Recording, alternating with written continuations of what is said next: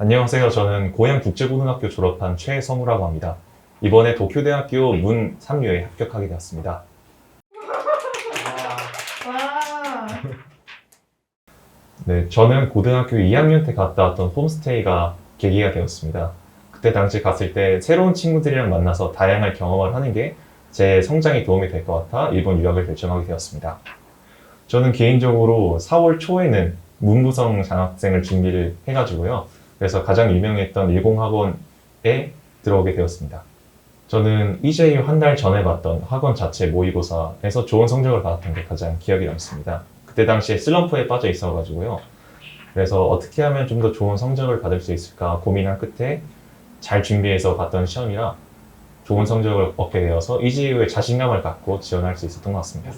제 내신 성적은 제가 아무래도 특목고생이다 보니까 한 5 정도인 것 같습니다. EJU 성적은 작년 6월 기준으로 753점, 그 다음에 토플 성적은 100점이었습니다.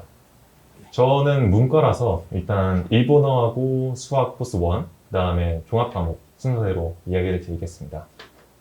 네. 저는 개인적으로 일본어를 중학교 때부터 공부를 해왔기 때문에 그래서 기본적인 어휘들이나 이런 문법들은 알고 있었어요. 그래서 이 수준을 어떻게 하면 대학 입시 수준까지 끌어올릴 수 있을까가 문제였다고 생각을 했기 때문에 그래서 공부할 때는 최대한 그 영상이나 책 등등등에서 일본어를 많이 접할 수 있도록 노력을 해왔습니다.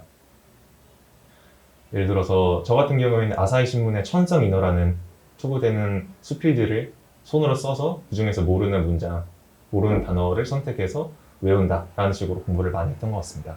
그 다음 수학 같은 경우에는 크게 중요한 점이 2가지인 것 같습니다. 첫 번째가 문제를 많이 푸는 것, 두 번째가 실수를 최대한 줄이는 것입니다. 왜냐하면 문과 수학 같은 경우에는 출제 범위가 좁고 난이도가 굉장히 쉽습니다. 그래서 실수하는 것이 점수가 떨어지는 데 직결되기 때문입니다. 그래서 풀 수 있는 만큼 최대한 많은 양을 풀어서 이 유도 같은 경우에는 이런 식으로 내가 풀어줬으면 좋겠구나 라는 출제자의 의도를 파악을 한 다음에 그 다음에 2번, 3번 최대한 많이 검토를 해보는 것이 중요하다고 생각합니다. 그래서 저 같은 경우에도 6월 시험에서 3번 이상 검토를 한 다음에야 실수를 찾을 수 있었기 때문입니다. 종가는 인과관계를 이해하면 굉장히 이해하기 쉽습니다. 예를 들어서 이 역사적 배경이 있기 때문에 이런 결과가 발생했다. 그래서 저 같은 경우에는 학원에서 수업을 들은 다음에 돌아가는 귀갓길에 지하철에서 관련된 유튜브 영상을 찾아보면서 이렇기 때문에 이런 일이 있었구나 라는 걸 재밌고 쉽게 이해할 수 있었던 것 같습니다. 네. 저는 개인적으로 선생님들이 주기적인 상담을 해주셨던 것이 굉장히 도움이 되었다고 생각합니다. 그러니까 이 일본 유학을 준비하시는 분들은 주변 부모님이나 친구들이 다들 한국 대학 입시에만 익숙해져 있어서 공감대를 형성하기가 굉장히 어렵다고 생각합니다.